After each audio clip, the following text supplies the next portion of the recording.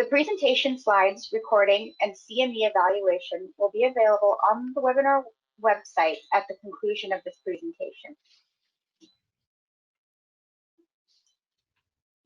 This webinar is accredited for 1 hour of Category 1 CME by the Federation of State Medical Boards.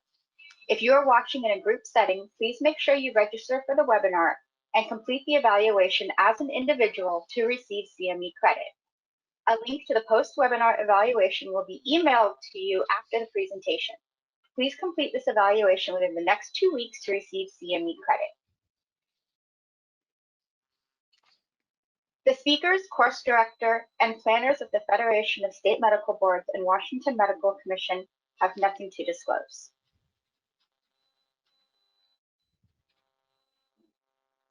This educational activity does contain discussion of published and/or investigational uses of agents that are not approved by the U.S. Food and Drug Administration. For additional information about approved uses and warnings, please refer to the prescribing information for each product or consult the physician desk reference. Now, with all of that out of the way, I will turn it over to our presenters.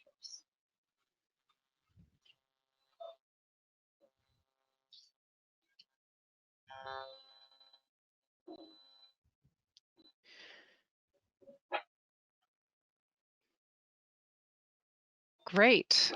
Okay, well, Jimmy, I think maybe you're going to need to advance the slides, but I'll get started.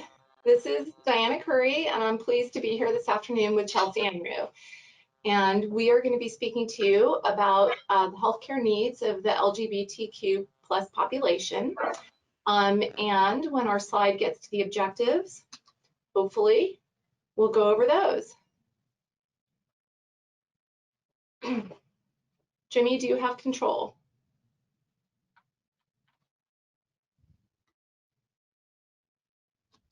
So I've moved it to the objectives. Everyone I'm not seeing that. There we are. Okay.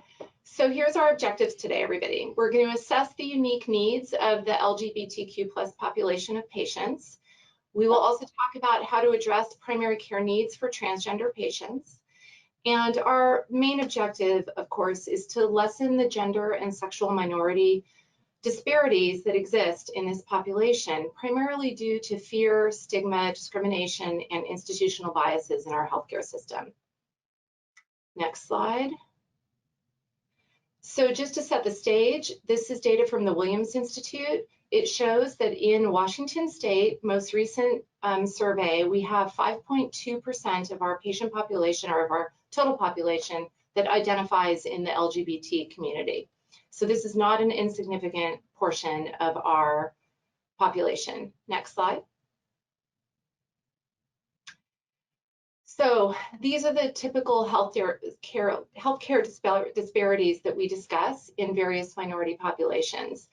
There is a 3 to 6-fold increase in suicide attempts in the LGBT identified population.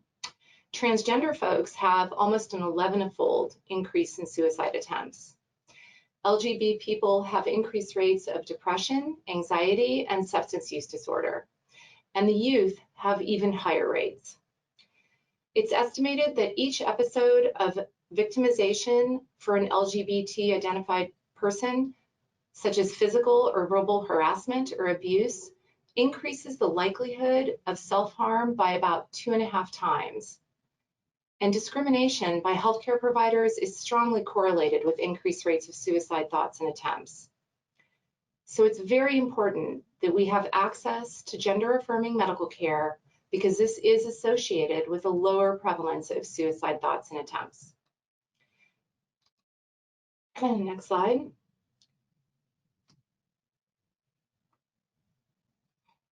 And this was brought home to me by this response. This was sent out to some patients that I was seeing in a clinic about 3 years ago. And the question asked to describe how the services in our clinic had impacted them. This was a 13-year-old patient who drew a little picture of themselves and just simply said, well, I don't want to kill myself anymore. And that says it all right there. This is why this topic matters. Next slide.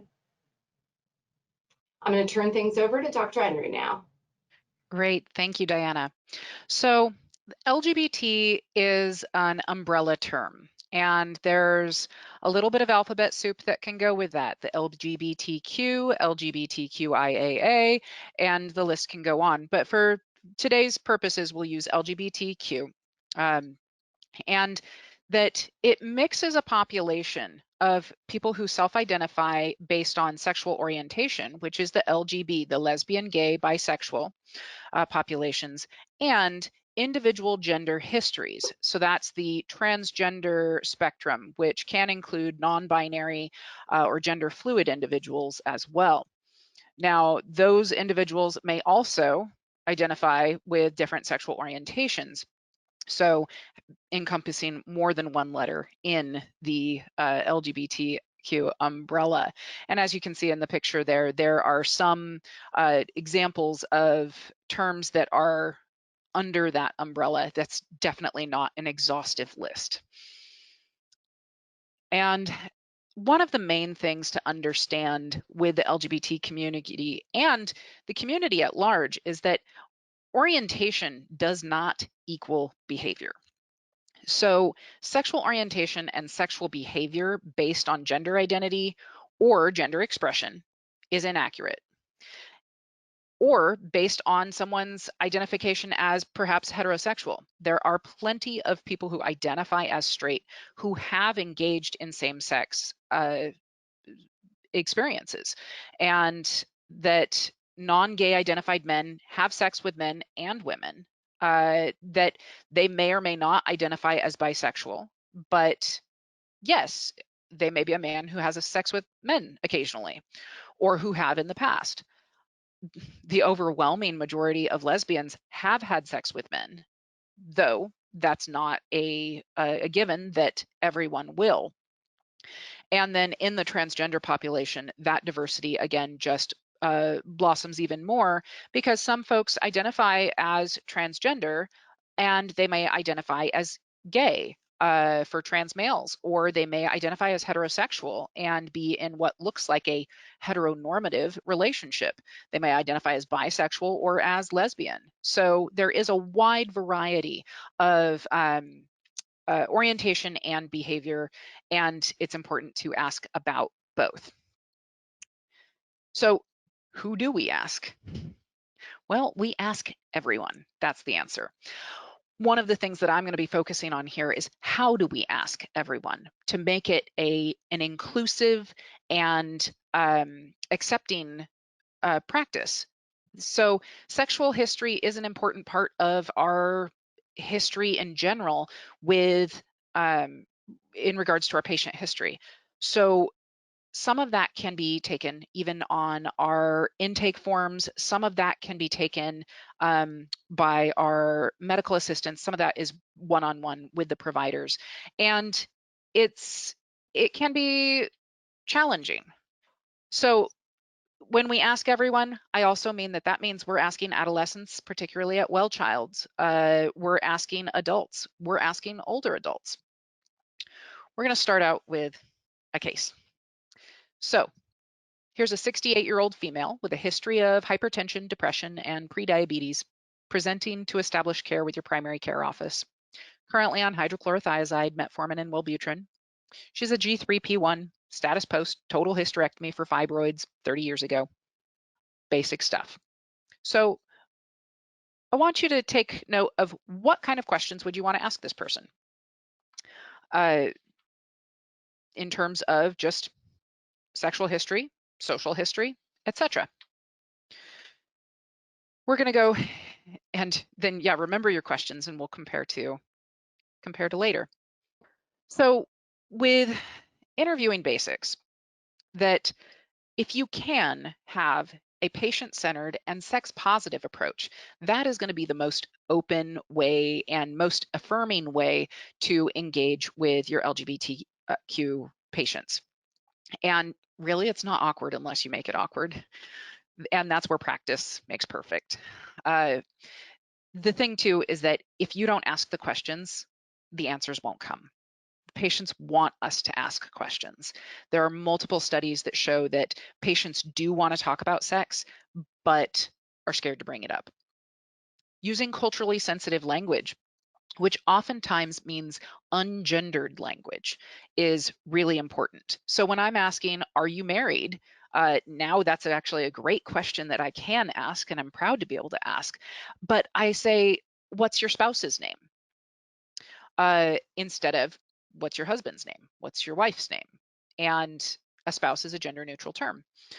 Or do you have children? What are your kids' names? Those type of thing. There's a lot of gender neutral words that you can use. Instead of boyfriend or girlfriend, you can use partner, or are you partnered, to see if someone is in a relationship. And practicing those words is important. And, even I have had times where I have written down gender neutral language and written it down so that I can practice using that in my daily conversations.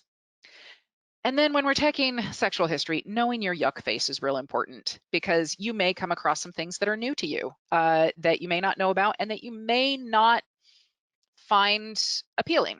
And being able to check your face, and that's important, because if your face comes across as, oh, that is judgment, and that can shut somebody down really quickly. So the other thing too is with interviewing skills, normalizing, intend to communicate to clients that you're not alone in this experience. Oh, yeah, a lot of people have polyamorous relationships. A lot of people are, that's pretty common. Okay, I have another few patients that identify that way. Great. All right. Those aren't the things that we're taught. What we're taught is, are you sexually active? And do you have sex with men, women, or both? And those are terrible questions. Because one, are you sexually active? Well, not this week. And then do you have sex with men, women, or both? Well, I have sex with perhaps trans men. So what does that mean? So for our overall conversation, there's a lot better questions that we can ask. And that's what we're going to get into. So the Gay Lesbian Medical Association came out a few years ago with the 6 Ps of assessing gender, sexual, and reproductive health, which I think is really helpful. We're going to go through these and each line by line and give examples. Some of these you would be able to do one-on-one, and some of them you will be able to do through intake forms. So the first one is actually the hidden P, and that is the permission. And this is just an example of something that you can say. I'm going to ask you questions about your sexual health. I ask this of all of my patients, and they're just as important about questions of your other physical and mental health. And like the rest of this visit, it's strictly confidential. Is that okay? Super. It's that easy. And so the first one, patient preferences, this is where, depending on your clinic intake forms, a lot of this may already be given to you and may be able to be provided to you before you even enter into the room. For example, what's your preferred name? I have so many heterosexual folks that if I call them by their not preferred name, or if someone in my office does, ooh, it's just going to be a bad day. And so being able to use a preferred name, especially for transgender folks, that is basic level care. If there's preferred pronouns, if your staff has not asked, that's an easy thing to ask. And then, you can ask how you identify, remembering that identity and orientation and practices may be different. So the next one is partners. And so when I ask if someone, are you having sex? Great. Are you having sex with one partner or more than one partner? And if there's more than one partner, you can ask a little bit more. Or if there's, they say that they are married, are you monogamous? Or some of my patients don't know what monogamous means. So are you only having sex with your spouse and your spouse only having sex with you? Most common answer is, I hope so. And then when you're asking more about partners, if there are multiple partners or even with their primary partner, is there any sperm and egg contact or sperm vagina contact? Because that brings on the pregnancy question later on. And this is where we do have to kind of check our own bias and implicit bias, because if they say, oh, I'm just having sex with my husband, well, if their husband is a cisgender person and it's a female that we're talking to, then yeah, we do need to ask about, do you have sperm contact? If they're of reproductive age. But if their husband's trans, then a trans man, then that's not something that we have to ask about. Or if they've had a vasectomy, okay, great. And that's where it opens up a lot of opportunity to talk.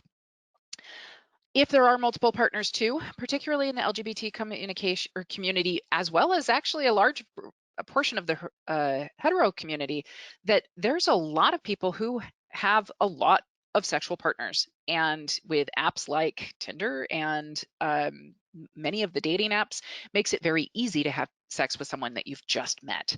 So that's a great question, because again, knowing the partners will help us down the line with other prevention techniques and such.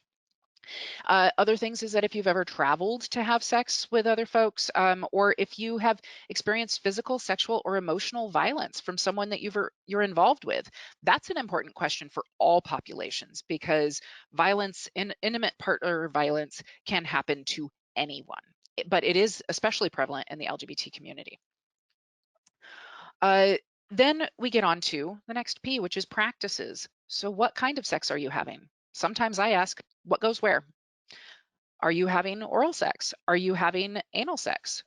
Vaginal sex? Are you giving or receiving any of these? Are you having penetrative sex? What is penetrating? Is that fingers? Is that a penis? Is that toys? And this is where you can practice your words again, that if you can't go and ask someone, are you having penile penetration vaginal sex, without having a face, practice in the mirror. And then, a basic question too of, do you have any concerns about your sex life? Another way to ask too, especially with multiple partners, is if you are having anal sex, are you using condoms and how often? Always, sometimes, never. Same for vaginal sex, always, sometimes. And oral sex, you've got condoms and dental dams as options. And with the practices as well, again, check yourself with your implicit bias, because there are plenty of people who have a variety of practices in monogamous long-term relationships. You got to keep those things exciting sometimes. And I have had folks that I would not expect engage in anal sex on a regular basis with their, partner of 30 years that just kind of surprised me. Besides, the anus is an equal opportunity sex organ, so something to remember. On to the next one, protection from STIs, from sexually transmitted infections. This is something that is really important for young folks, no matter how they identify. If they are having sex, these are questions that you've got to ask about barrier methods, which are condoms and dental dams, and other risk reduction strategies, which could be PrEP, which is pre-exposure prophylaxis, and asking what they use, what they are aware of, and do they know how to use it correctly? And again, so yeah, can you tell me when you use condoms, with which partners? That comes up with a polyamorous question, because if you have someone who's polyamorous, oftentimes they'll have a primary partner, and that may be their long-term partner. And they may be fluid bonded with that partner, or they may have several partners that they are fluid bonded with, and those are people they don't use protection with, that they have been all tested, or they have other forms of birth control on board if they need them. But if they have partners outside of that fluid bond, then they use condoms. And that often in those polyamorous relationships, there is a lot of communication, which is really helpful, that they all know, oh yeah, so-and-so and so-and-so are HSV positive and the rest of us are negative, but they're on suppression, so we're all good. And they know, and they talk about the risks. Other questions to ask too could be, have any of your partners ever injected drugs, or have you injected drugs into your body? Have any of you or of your partners given money, shelter, or drugs for sex? And have any of your partners been in jail, or have you been in jail? That also then brings us to some of the past history of sexually transmitted infections, of have you ever had one? If you've had one, you are at a higher likelihood of having one again, just statistically. Other things that we need to ask too is, have you ever been tested for hepatitis C? Or when was the last time you were tested? Now that the CDC guidelines are asking us to test everyone for hep C. When were you last tested for HIV? I don't ask, have you ever been tested for HIV? I say, when were you last tested? Because it is something that needs to be tested at least once in life, if not more, if you have more than one partner. And then if they are having, based on the risks for STI, consider if pre-exposure prophylaxis is going to be something that is worthwhile. And those would be medications like Descovy or Truvada, which there are plenty of opportunities to have more education on those should you want those. And those, again, can be used in the heterosexual populations, but it's more common, particularly for men who have sex with men. And then the last one is pregnancy planning and prevention. So questions like, do you desire to have more children? And that, are you doing anything to prevent yourself or your partner from getting pregnant? I can't tell how many times I've asked that question, and the answer is pull and pray. And that's a great opportunity to get some birth control on board because kids are expensive and life-changing for a lot of people. Well, for all people. But that gives you that opportunity to ask, do you want information on birth control? Also be aware that there are many ways to make a family, that there are plenty of families out there that do not have biological children or who have not given birth to children, or who have biological children that they have not given birth to or given sperm to. Now with surrogacy and egg donations, and as well as adoption and fostering, there are a lot of different ways to make a family, and those are all valid families. When I am taking family history, I will often ask, are all of the children biologically related to you, and how so? That's a valid question. This next slide gives you an example of why it's important to ask that pregnancy question. And here are some queer couples that need to talk about pregnancy. So I am a lesbian trans woman, and I'm a pansexual cis woman. If you don't understand all of these terms, don't worry, we'll get there. But that's a queer couple who can reproduce. In the middle one, I am a gay cis man, and I am a bisexual trans man. We are a queer couple who are able to reproduce. On the right, we have polysexual non-binary individuals. They can reproduce. So out of each of these couples, one of them is producing sperm, one of them has a uterus, and therefore birth control needs to be talked about, or other forms of prevention. So to kind of recap with the top 10 tips for talking about sex with patients, and again, this is with all patients, but being able to talk about these are going to help you check your implicit bias, and it's going to help you be able to be more open and welcoming to the LGBT and transgender communities. So one, patients often want to talk about sexual issues, but wait and watch for signs that you're open to a discussion. So it's your responsibility to take the lead. Routinely include questions about sexuality in your patient encounters. And you could even add it to your review of systems to say, are you are you having sex, and are you having pain with sex, or anything about that. Communicate in plain everyday language. If you use medical jargon, most people are not going to understand what you're talking about. Even with anatomy terms, sometimes I have to really bring it down to the patient's level, and that is so important. Number 4, exhibit a non-judgmental attitude through your responses and questions.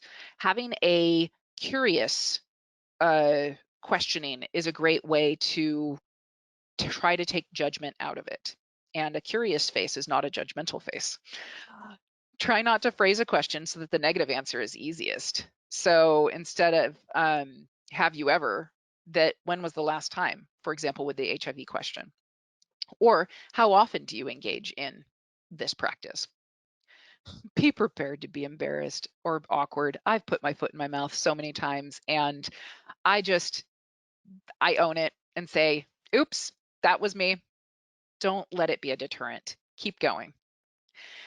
Be forthcoming about potential sexual side effects related to medications and treatments. That's a big one.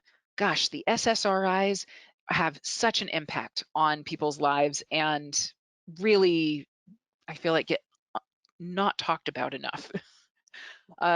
Number 8, reward and encourage patient incentive. I'm glad you brought that up. That is an important issue. If you have time to talk about it at that time, fantastic. Keep going. But if you don't, then keep the door open for further discussion. So let's talk about it more next time. And you're like, this is an essential topic to revisit in the future. Let's agree to bring it up again. And then number 10, practice, practice, practice. If you have these discussions with most of your patients, then sexuality becomes a routine topic. And it doesn't become awkward to have that conversation with all your patients. And most people are going to thank you for asking those questions rather than be offended. So going back to our case, this is our 68-year-old female with hypertension, depression, prediabetes, wanting to establish care. So what did you want to ask? Let's look at a social history. Oh, she's been married 50 years. She's retired and works in the tech industry. Notice I'm using she, her pronouns, and that's because my MA told me first.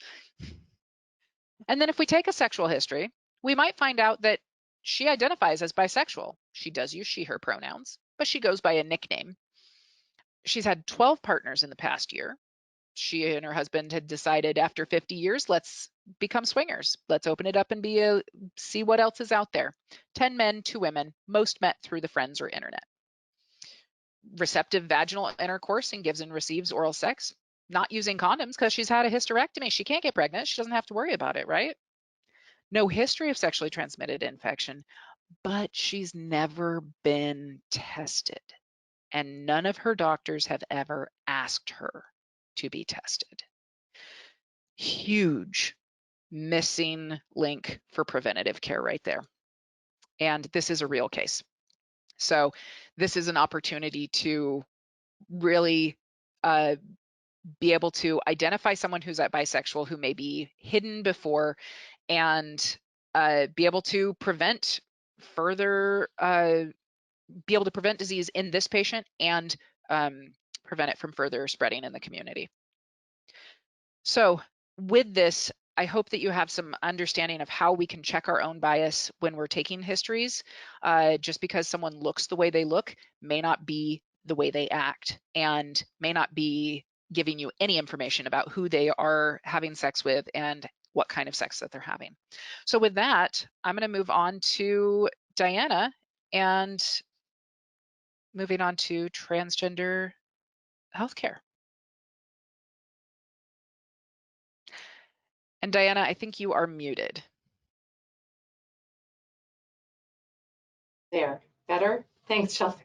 Okay, let's see if I've got control of the slides now.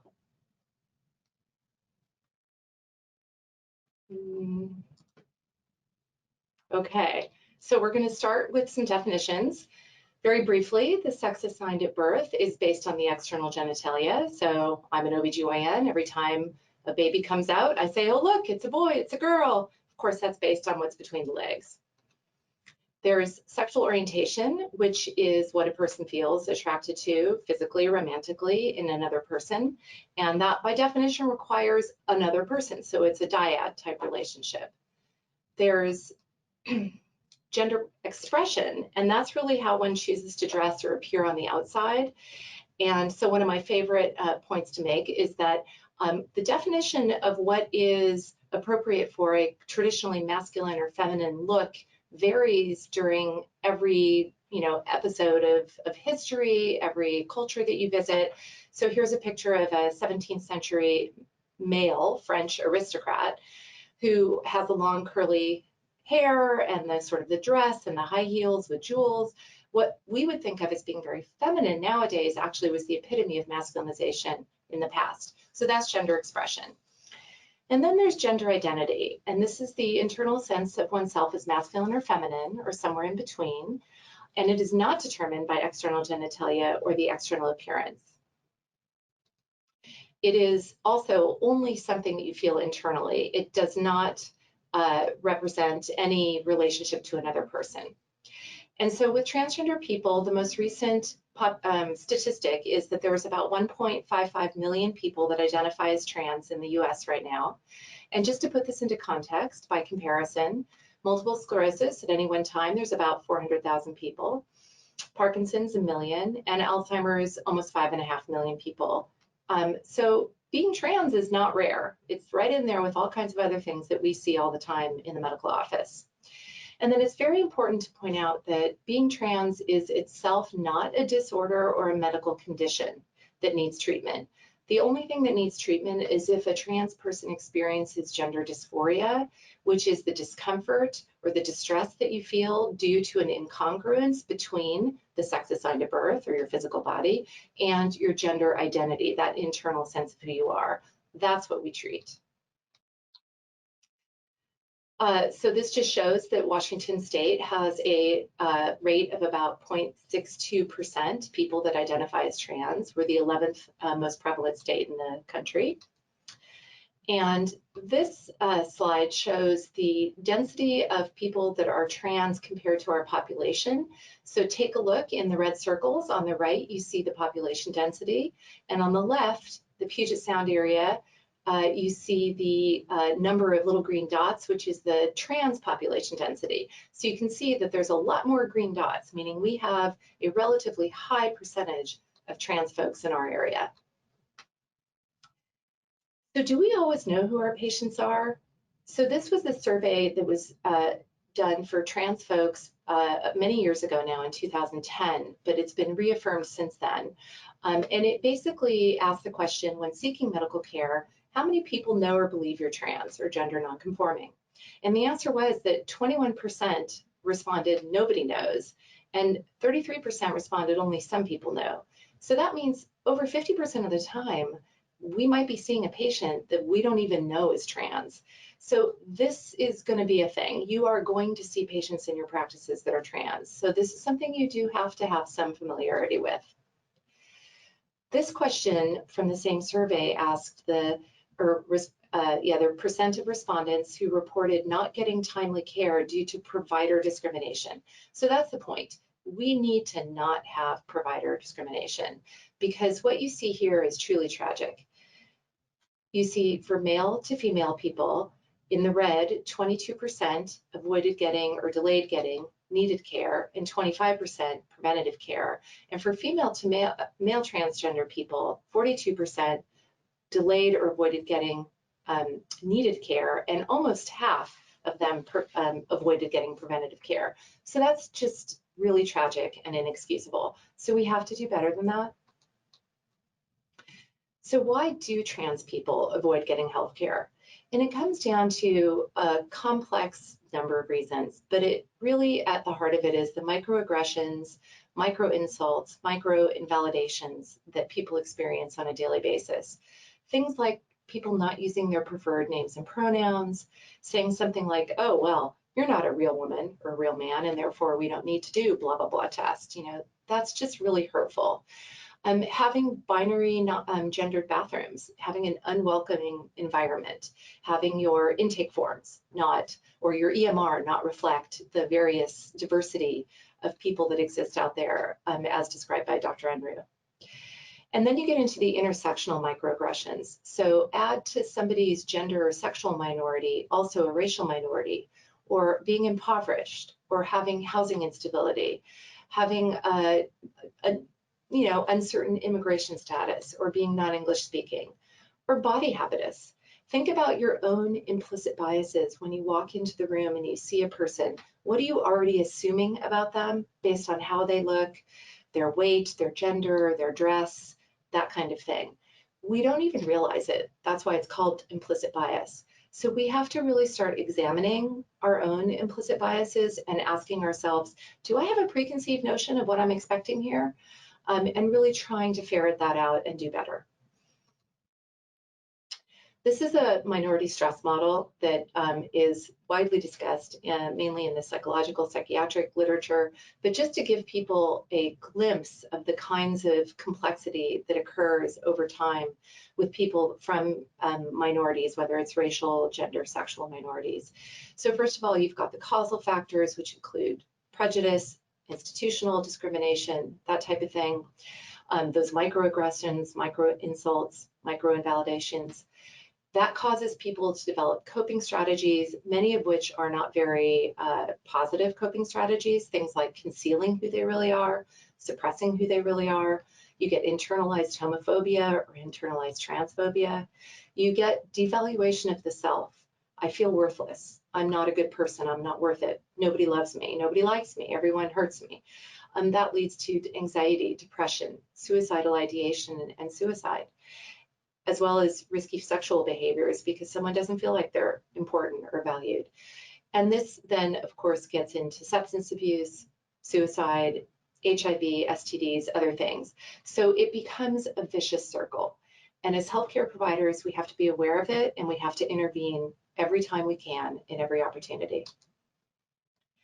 So we talk about levels of transgender care. We hope that all primary care providers can at least provide level 1 basic trans-informed and trans-positive primary care. You should ask about pronouns. You should have your EMR reflect preferred names and pronouns. Have some staff sensitivity training around this. Just like with people who don't speak English and you have to get an interpreter for them, which was what our Washington Commission webinar was a couple of weeks ago. This is another area of healthcare where we have to reduce the disparities. You can try to provide level 2, which is basic transgender healthcare. So this is taking care of preoperative or non-op breast, chest, and pelvic care, which means screening the anatomy that's there. You might also be able to give a bridging hormone therapy prescription. So if you have a patient that moves into your area and establishes with you, and they need to get a prescription for a few months for their hormones, you would be okay to provide that until they could get in to see an endocrinologist or hormone provider that's more comfortable with their ongoing management. You also could aspire to give level 3 or comprehensive transgender care, which means you may do ongoing prescriptions for hormones. You might also be able to do new starts to begin the transition process with people, assess people for gender dysphoria. Also take care of post-op breast, chest, and pelvic care. And then lastly, administrative services such as validation letters and helping somebody get their gender marker changed and things like that. So we want to always screen the anatomy that's there. We don't want to screen the gender, we screen the anatomy. So there's cervix cancer screening, which means a pap test in trans men. For many trans men, this can be pretty traumatic if they don't use their vagina on a regular basis. Then you might want to have an alternative, which would be self-swabbing and an HPV alone-based screening algorithm, which is more and more becoming acceptable. You also want to talk about contraception, of course, and Chelsea did talk about that. Specifically for trans men, you typically want to avoid estrogen-based products, so progestin-only methods such as Depo-Provera, the Mirena IUD or the levonorgestrel intrauterine system, norepinephrine-only pills, that's the mini pill, progestin-only pills, or the etonogestrel implant, which is Nexplanon. Don't forget your breast cancer screening, mammograms. And so for trans women, we follow standard guidelines, which is essentially to start mammograms at age 50. For trans men who have had top surgery, they're going to have very little breast tissue left, but it's a simple mastectomy that's done. It's not a complete surgery, so there is still some breast tissue lingering in the axillary area, for example. So if you're at all concerned, then an ultrasound or an MRI might be a better screening tool. Prostate screening in trans women. So for that, we again follow standard guidelines. And then for prenatal care among the trans community, it's really important to use inclusive patient education materials. Recognize your own implicit bias. Don't assume things about people. And as Chelsea said, there are many ways to make a family. So the next thing to talk about is gender affirming hormones. So our goal is to allow the acquisition of secondary sex characteristics in alignment with one's gender identity. This takes several years. It's like going through a second puberty. 3, 4, 5 years for complete transition is typical.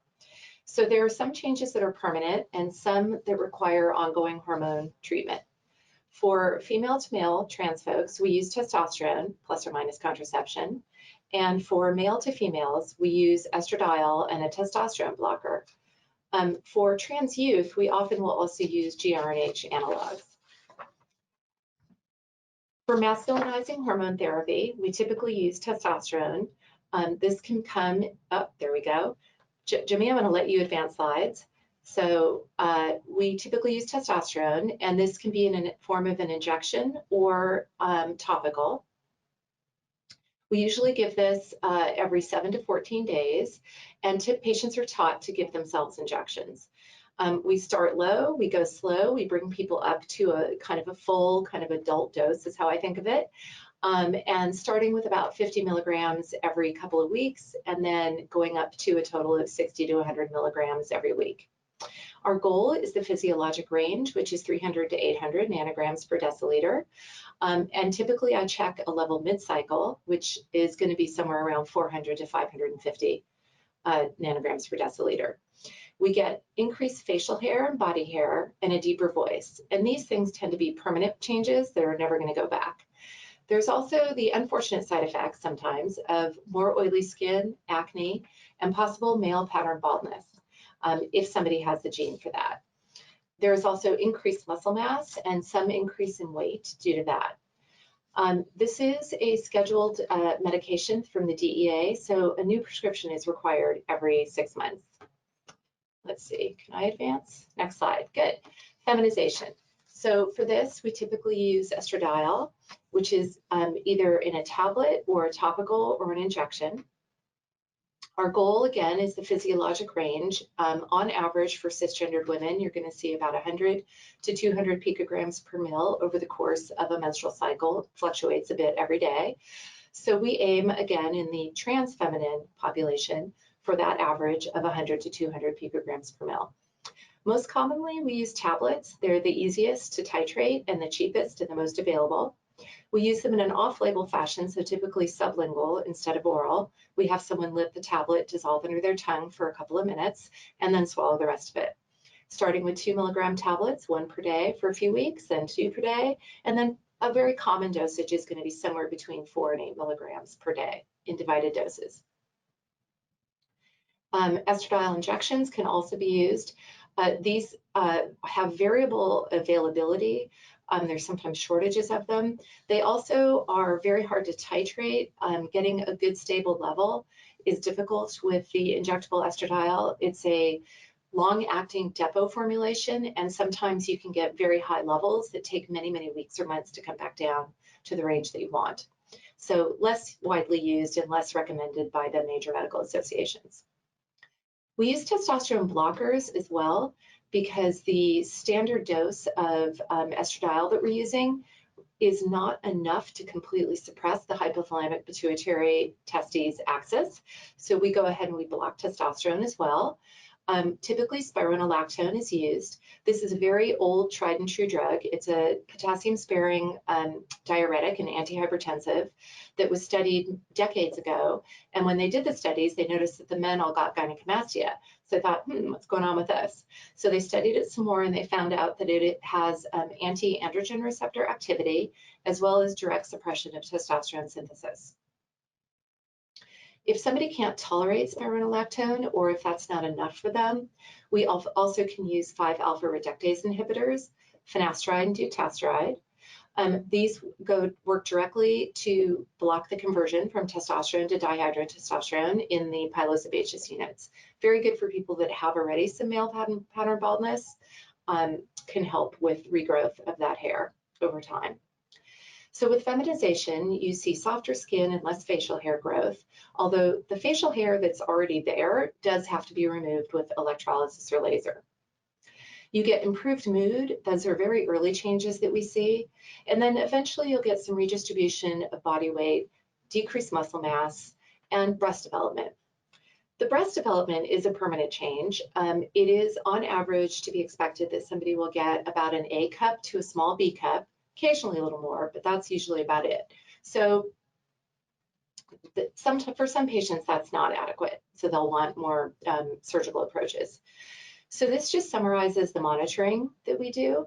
I won't, for the sake of time, go into a lot of detail, but basically you're in the first year checking labs, checking levels, trying to make sure someone gets to where they need to go. And at every visit, you're reviewing your medication use, side effects, things like that. You're asking about the social impact of their transition, their safety, monitoring their mood, whether they're having cycles, like menstrual cycles in trans men, and how to suppress that, because that's usually a thing that people want. And then adjusting the medication as needed. Clearly talking about safe sex, relationships, and contraception, and then talking about other things that might be important for the patient, such as changing gender markers and getting referrals for surgery, etc. Always, we're going to be reviewing and mitigating any possible side effects or concerns with other medical problems. So just to quickly review the surgeries, for affirmed men, most people are going to want top surgery. That's chest masculinization surgery. It's a mastectomy, but it's more than that. Some people want a hysterectomy, and few people want genital reconstruction, metoidioplasty or a phalloplasty. For affirmed women, many will want some facial feminization, tracheal shave. Most will want hair removal with laser and electrolysis, especially facial hair. Some will want breast augmentation. I found this much more commonly in California and Los Angeles, where I used to work, compared to Washington, but that was ubiquitous across all populations, not just the trans population. And then many trans women will want genital reconstruction or bottom surgery. So these are the resources that are primarily used to take care of trans folks. The World Professional Association for Transgender Health, that's WPATH, they produce the standards of care, which can be read sort of like a textbook of transgender health. The Center of Excellence for Transgender Health at UCSF has modules available online, which I highly recommend for anybody, very easily accessible. And then the American Endocrine Society put out a clinical practice bulletin or guideline in 2017 that's available through the Journal of Clinical Endocrinology and Metabolism. And with that, we will go to the resources for sexual health in primary care that Chelsea based some of her talk on, and we'd be happy to entertain any questions now. Thank you. I hope everyone will help me give a virtual round of applause for Dr. Curry and Dr. Unruh. That was for a wonderful presentation. We have a few questions here, and this question popped up while we were talking about the 6 Ps. These are good questions, but the example patient has a number of medical issues, which will take up the 30 minutes allotted for new patients at my community clinic. How should we do this efficiently? Best questions for an intake form or best quick questions for screening?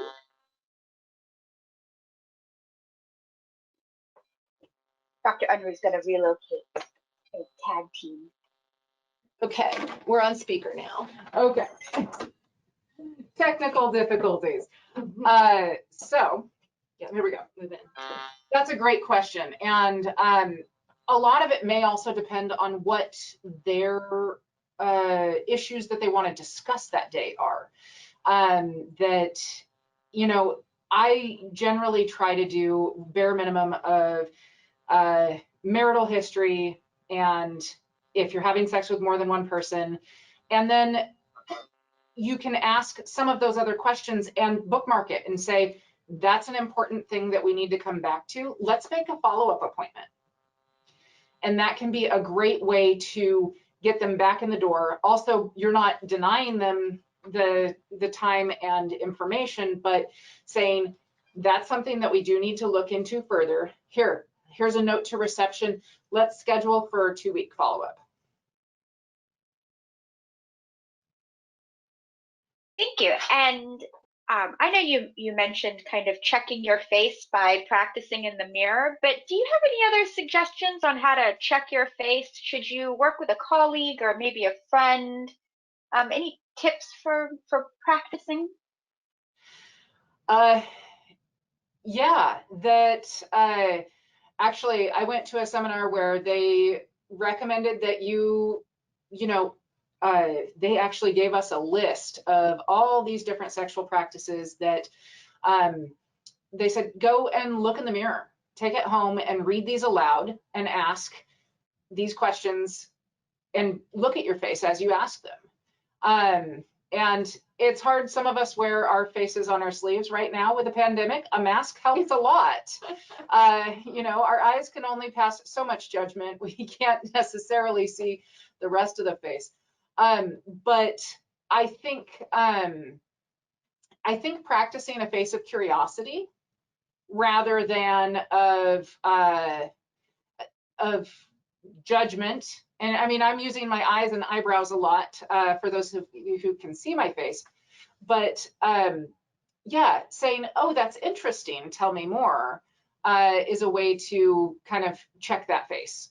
But practicing in the mirror of, you know, if someone is saying, well, I enjoy vomit play or I enjoy scat play, if you don't know what those are, don't Google them while you're at work. But those are ways that you can kind of check your face, put your webcam on while at home while you're looking at some of those things and saying like, oh, okay, let's go neutral. And we have time for one more question. It might be a little involved, but we can certainly make time for this.